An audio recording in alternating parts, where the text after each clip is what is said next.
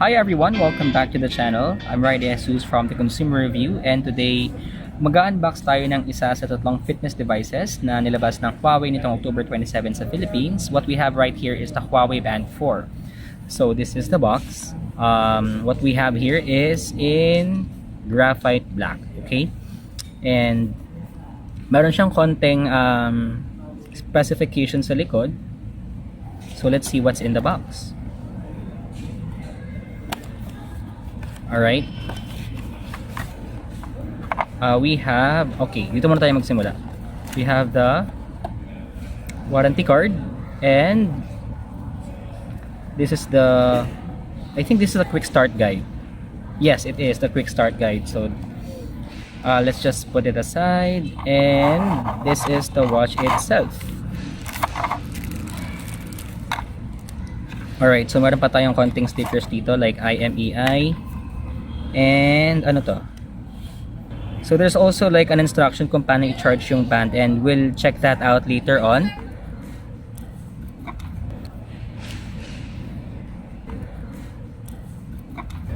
And this is the band.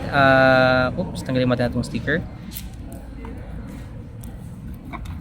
Alright, so to turn it on, I believe kailangan siya ng isaksak sa isang outlet, or what, magagamit tayo ng power bank dito for this video.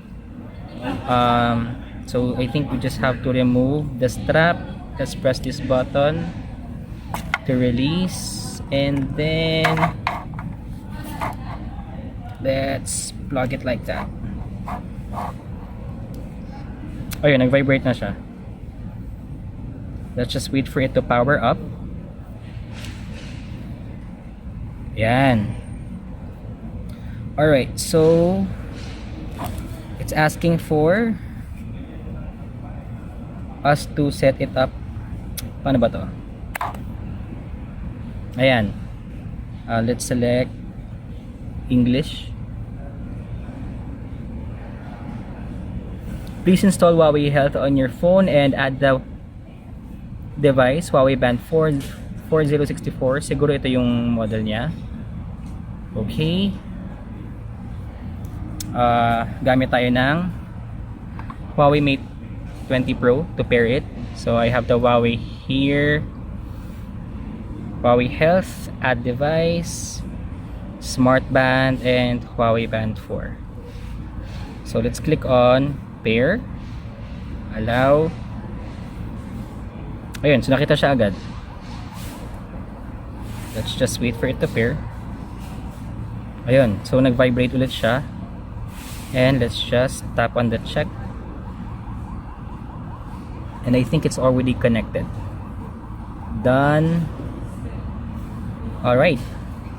For accurate heart measurement, please tighten the band and keep it at least 1 finger width. Okay.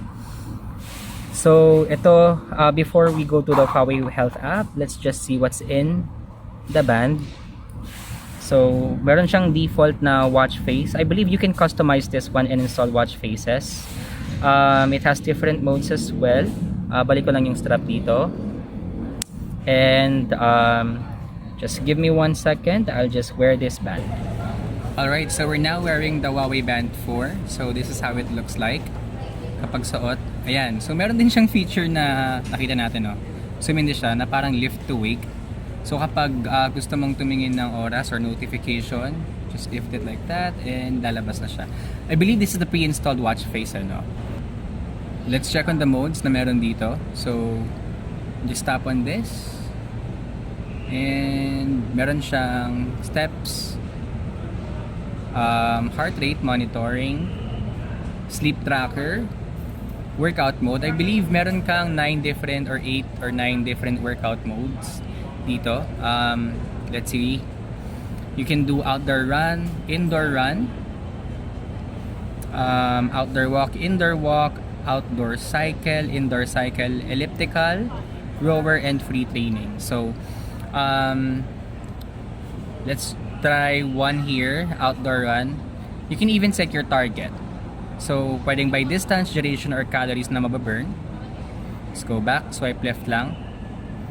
And once na-reach mo na yung goal na yon, you will be notified, magva-vibrate itong band. Some other features is this, let's go back to heart rate. So it has a built-in heart rate scanner dito sa ilalim. So when you select that, this one, heart rate, ayan, kung makikita nyo, umiilaw ng green dito sa ilalim. It's gonna ask you to hold still while measuring your heart rate. So yung beats per minute, yun yung mga measure niya. And also this one is for sleep monitoring.